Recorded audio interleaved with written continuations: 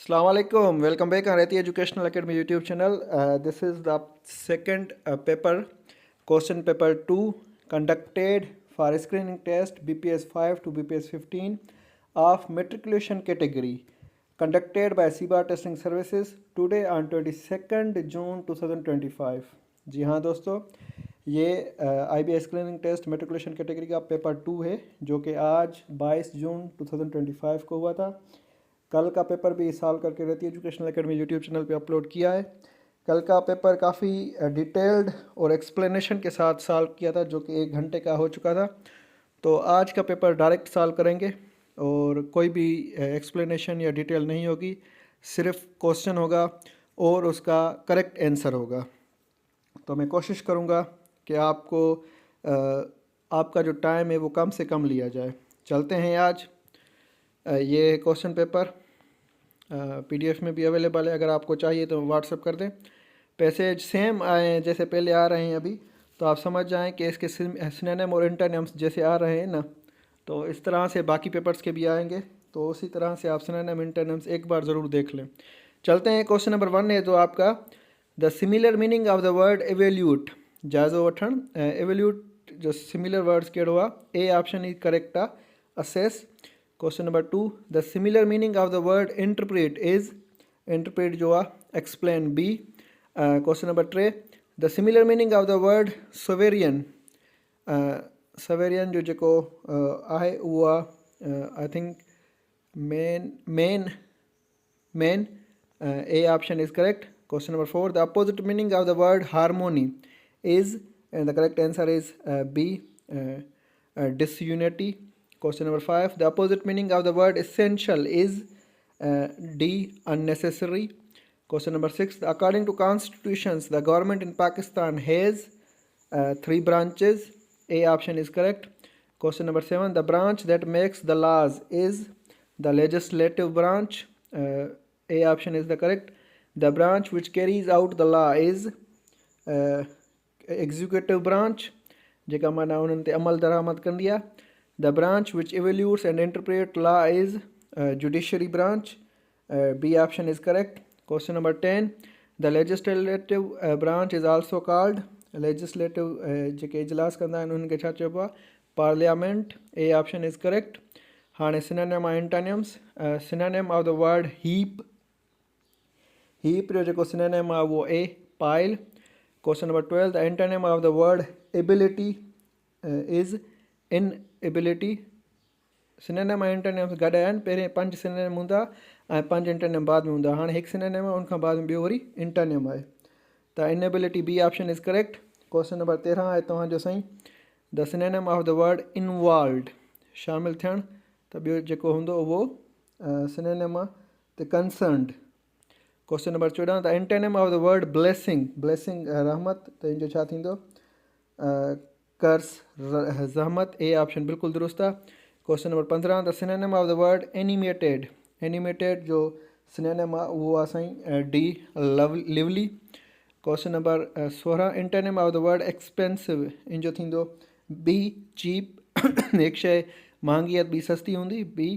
Question number 17, the synonym of the word ancestors, ancestors माना अबा ॾाॾा, अबा ॾाॾनि जो छा थींदो असांजो साईं, पेरेंट्स। सी ऑप्शन बिल्कुलु दुरुस्त आहे। Question number 18, the antonym of the word interrupted, interrupted antonyms जेको थींदो इन जो थींदो अलाउ, बग़ैर इजाज़त ॾे आयो इजाज़त। Question number 19, the synonym of the word mingle, mingle माना combine, mix. So A option बिल्कुलु दुरुस्त आहे। Question number 20, the antonym of the word divine, ऐं इन जो जेको डिवाइन जो एंटोनिम थींदो उहो बि ए थींदो, अर्थली। हाणे जेके स्पेलिंग मिस्टेक्स आहिनि, 21 में जेका करेक्ट स्पेलिंग आहे उहा आहे ए, कम्यूनिकेट, कम्यूनिकेट, NI आहे, NIE अचे थी शायदि, कम्यूनिकेट, कम्यूनिकेट, COMMUNICATE। हा, बी ऑप्शन जेको आहे कम्यूनिकेट उहा स्पेल बिल्कुलु दुरुस्त आहे। क्वेश्चन नंबर 22, फेबरवरी जी स्पेल आई आहे साईं FEBRUARY। सी ऑप्शन बिल्कुलु दुरुस्त आहे। 23 सवाल में आहे जूसी जी स्पेल JUICY, CY कहिड़े ऑप्शन में JUI CY JUI मूंखे B लॻे थी, विज़िबल न आहे पर B option is correct. Question number 24 disability जी स्पेल डिस DIS पहिरें ॾिसो DISAB डी में आहे ability ABILITY dis ABILITY B option बिल्कुलु दुरुस्त आहे।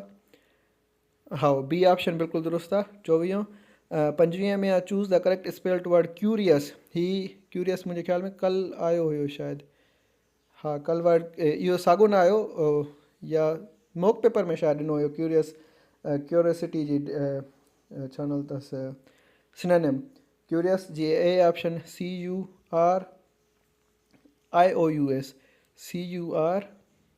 CURIOUS B ऑप्शन बिल्कुलु दुरुस्त आहे हिन में। हाणे क्वेश्चन नंबर 26 में आहे त एरर डिटेक्शन। रेती एजुकेशनल अकेडमी खे सब्सक्राइब कजो ऐं पंहिंजो फीडबैक बि ॾिजो। तव्हां जेकॾहिं ॼाणो था को टेस्ट हिन पेपर ॾियण वारो आहे फ्यूचर में, माना 10 तारीख़ 3 तारीख़ ताईं टेस्ट आहिनि न, त उन सां गॾु इहो ज़रूरु पेपर शेयर कयो। ऐं तव्हांखे ख़बर आहे त अगरि को टेस्ट ॾेई आयो आहे त उन सां गॾु बि पेपर ज़रूरु शेयर कजो। त हलूं था अॻिते। Question number 26 we made our self tea and talked about good old days. Our selves थींदो आहे जमा, त ए ऑप्शन बिल्कुलु ग़लति आहे।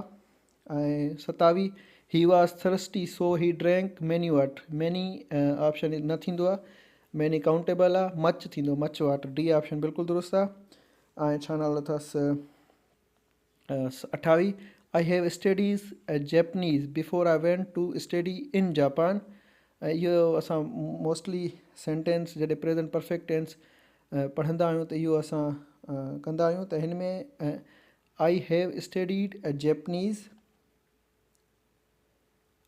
Before I went to study in Japan. Present perfect न थींदो, हिते पास्ट परफेक्ट थींदो आई हैड स्टडीड। त ए ऑप्शन बिल्कुलु ग़लति आहे।